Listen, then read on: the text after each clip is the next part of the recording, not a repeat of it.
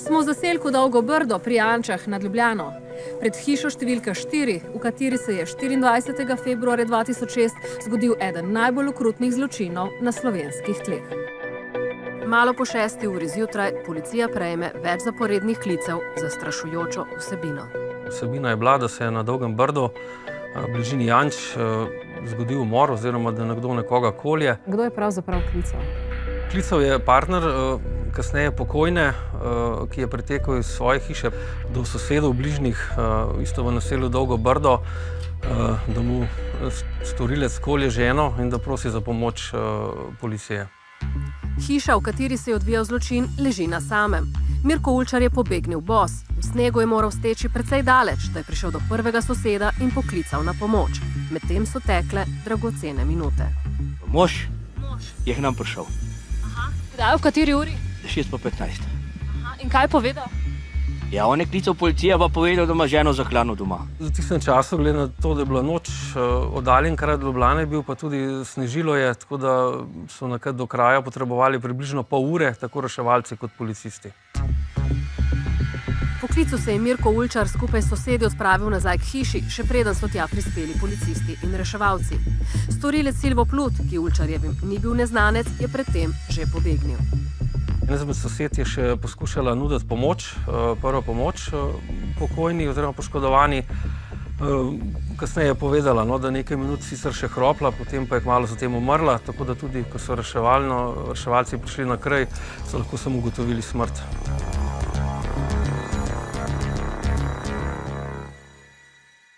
A to ni bila navadna smrt. Zakonca Ulčar sta doživela stvari, ki si jih ne moremo niti predstavljati. Silvo Plut je v hišo vstopil večer pred umorom. In sicer tako, da je prerezal zaščitno mrežo na oknu shrambe na zadnjem delu hiše.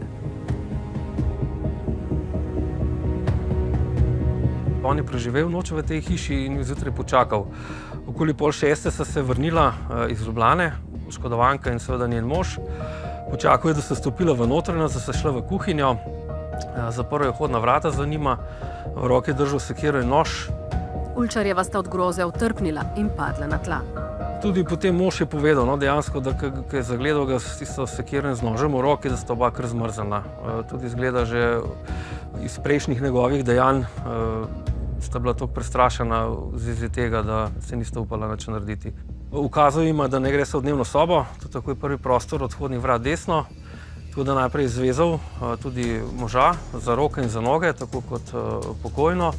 Okoli glave mu je izvezal kuhinjsko krpo, naredil vozel, mu ga dal v usta, tako da se ne bi slišalo vpitje, kričanje. Zatem se je spravil na 32-letno ljubico. Bila je zvezana, imela zvezane roke in noge, posebej vsakovo, ter potem roke položene čez noge, tako da je bila v skrčenem položaju, da se ni mogla premikati. Mož je mogel ležati na tleh, pokril ga je še z deko, tako da dejansko videl ni nič. Ležal je poleg postelje oziroma kavča, on pa se je življal nad oškodovanko na kavču. Vhod v hišo je iz te strani, v tej sobi je Plut preživel noč, ki je čakal oba oškodovanca, dnevna soba, kavč, kjer se je življal nad oškodovanko, fotelj, na katerem smo našli razrezana oblačila od oškodovanke, in potem jo je vlekel skozi hodnik, kuhinjo, v kopalnico, kjer jo je potem prerezal in tudi zabodel v vrat, ter je na ta način vzel življenje.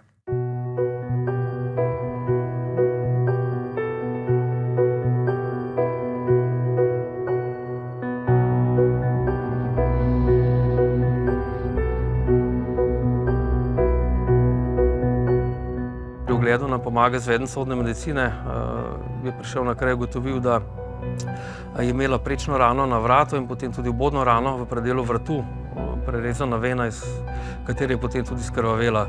Tako da je ocenil približno 15 do 20 minut po zadani poškodbi je umrla. Je imela po telesu še kakšne druge poškodbe? Imela je res vreznine, še kakšne druge malo bolj globlje rane, bolj v smislu izživljanja z ostrim predmetom na njej. Plut je po zločinu pobegnil peš, po terenu, ki ga je dobro poznal. Policija je aktivirala vse svoje moči, saj je bil na begu zelo nevaren človek.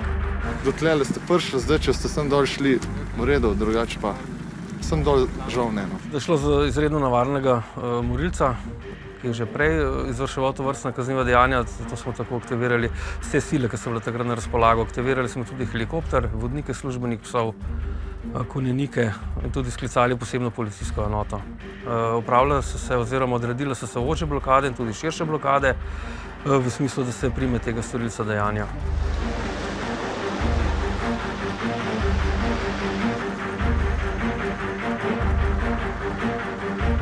Reči, katera cesta je bolj smotrna. Imate kaj pri sebi, kakšne nevarne predmete? Kraj dejanja pod številko 1 na Dolgem Brdu. Naslednje številke so, kjer so občani opazili osumljenca oziroma storilca in nas tudi o tem obveščali skozi cel dan. 4, 5, 6, 7, 8 in potem kraj prijetja na blokadi pod številko 9 v Šmartnem pri Litiji. Prijeli so ga po noči, povsem izčrpanega. Policiji se po 18 urah bega ni upiral. Tudi sam je kasneje pol v svoji izjavi povedal, da je slišal helikopterje, policijske pse, da je nekaj kilometrov celo po potoku hodil, ker se je bal, da ga ne bi psi zavohali. Pri tem je celo podplat na čevlju zgubil, no in smo ga dejansko kasneje tudi najdeli. Plut je zbežal z morilskim nožem.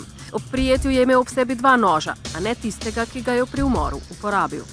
Morilski nož je bil nek lovski nož, rezilo imel samo na eni strani, rezilo ne je bilo dolgo približno 15 cm. Silvo Plut je bil pri 19 letih prvič obsojen. Za poskus posilstva v Karlovcu je dobil pogojno kazen. Pri 22 letih je umoril sokrajanko, 22-letno sošolko Marjanco Matjašič z Božakovega pri Metliki. Dejanje, ki se je začelo kot poskus posilstva, a ker mu ni uspelo, je s 30-centimetrskim kuhinjskim nožem dekle dobesedno razmesaril. Sledilo je več premoženjskih deliktov, oboroženih ropov, zaradi česar je pobegnil v Srbijo, kjer je v Aleksincu leta 2004 na grozovit način z nožem pokončal še eno mlado žensko, 25-letno Jasmino Đošić. Mi vemo za 5 napadov na žensk njegovih, da je bilo prijavljenih, ne. Glede načina njegovega dela, dejansko iz tega smo sklepali, da gre za serijskega morilca, kateremu je tudi namen doseči neko spolno zadovoljitev s tem izživljanjem z ženskam. In četudi je bilo govora, da je bil napad na zakonca Ulčar maščevanje, ker naj bi Mirko Ulčar Pluta obremenil za rop pošte v Polhovem Gradcu, izživljanje nad njegovo ženo težko razumemo kot maščevanje njenemu možu. Ali je bilo v tem primeru, bom rekla, tudi kaj znakov, da je šlo za spolno nasilje?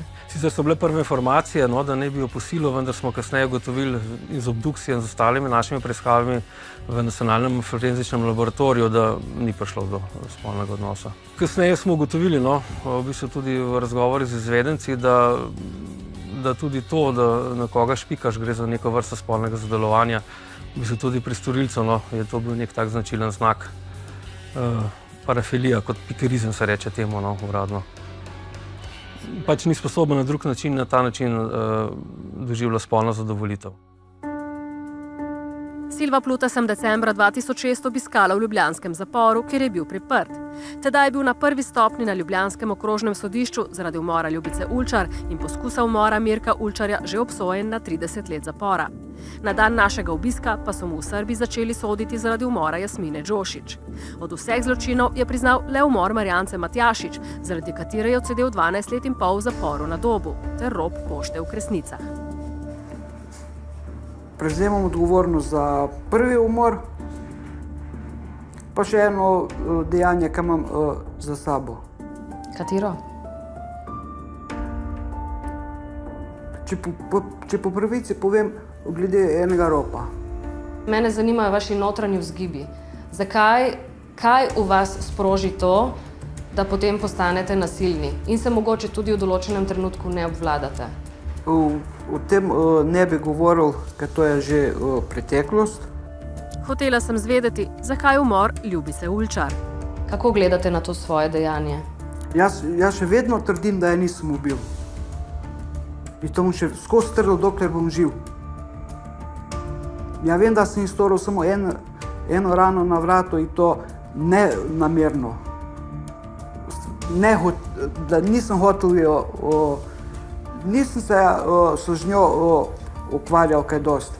Mene je bilo samo zaradi tega, zakaj je mene Ulčar spravil v ta rob pošte v Polhovem Gradcu. A pismo, ki ga je pred odhodom k Ulčarjevim pustil svojemu sostanovalcu v zemljanki v Zalogu, Zoranu Mezgi, govori o tem, da Silvo Plut načrtuje nekaj hudega. Zoran, Oprosti, ampak zame ni pomoči in vrnitve nazaj. Bolje, da grem in naredim, kaj mislim. Na meni se ne bojo izživljali. Po pozdravih prijateljem je pismo zaključil z besedami. Rad sem vas imel. Čuval vam bom mesta pri Satanu.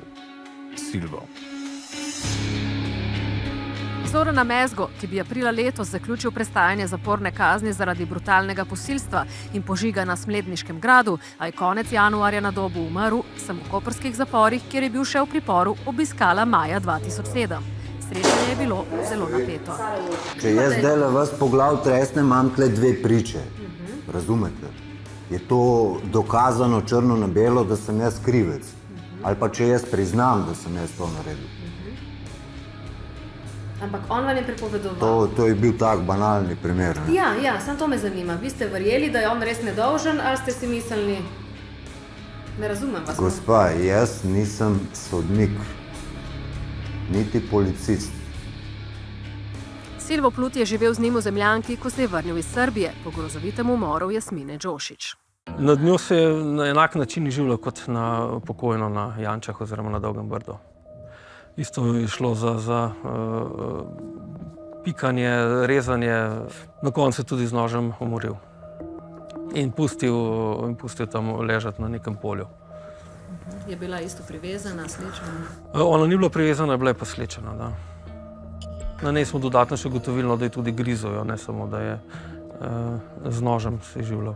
Umor, ki ga je Plut prav tako zanikal, češ da je po naročilu to storil nekdo drug. Našli so sledi vaše DNK, ki je samo vaša, na ugrizih, ki so bili na truplu pokojne.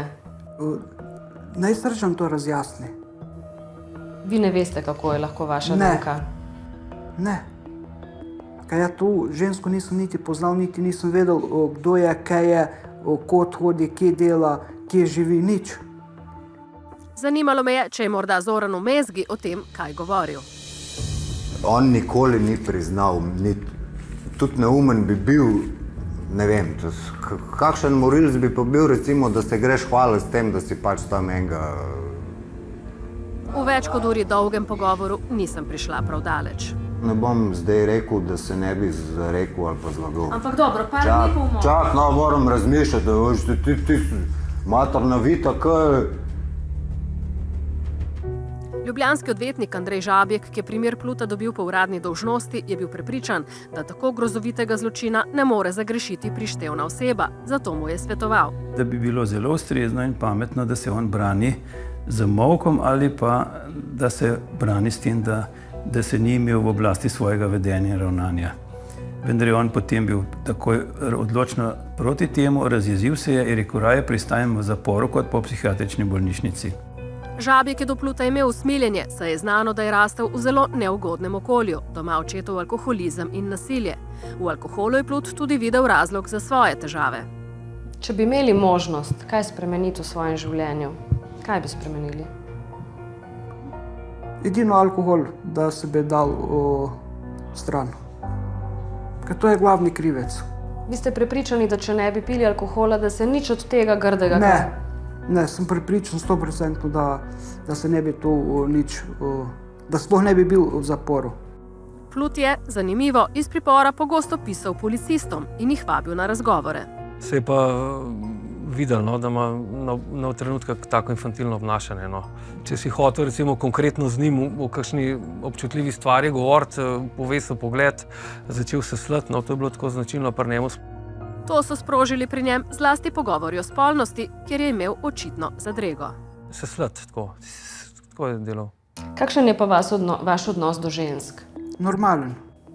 Ker v teh dejanjih nastopajo ženske, ne? Ja. V vaših nasilnih dejanjih so pač žrtve, oškodovanke ženske. Normalno, ja vsako žensko spoštujem. Isto kot i sebe. A je potem naključje, da so vedno ženske nekako tarča vašega nasilja? Kot da je naključje. Nisem nikdar nobene ženske ni punce mrzl. Ali da bi imel sovraštvo kako do žensk. Zakaj se je izživljal nad ženskami, jih trpinčil, preden jih je umoril? Moje mnenje je, da je imel težave pri spolnosti in se je potem na ta način izživljal. A Plut o tem nikdar ni hotel govoriti niti svojim odvetnikom. Prav tako je bil kot stranka zelo nepredvidljiv in uskipljiv, se spominja Žabjek. In je imel različne izpade. Če je kakšna priča kaj rekla, ne, karkoli, je imel razne pripombe na te izjave prične.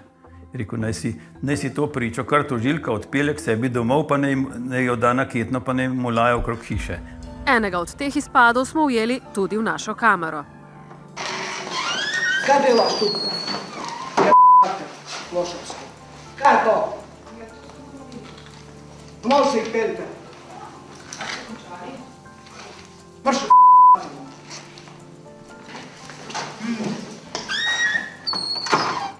Vrhovno sodišče je ugotovilo, da bi slovenski organi pregona morali zoper Silva Pluta zaradi umora v Srbiji tudi v Sloveniji začeti kazenski postopek in ga pripreti, s čimer bi preprečili umor Ljubice Ulčar. Plut je bil psihopat, bil je povratnik in obstajali so jasni dokazi za ponovitveno nevarnost.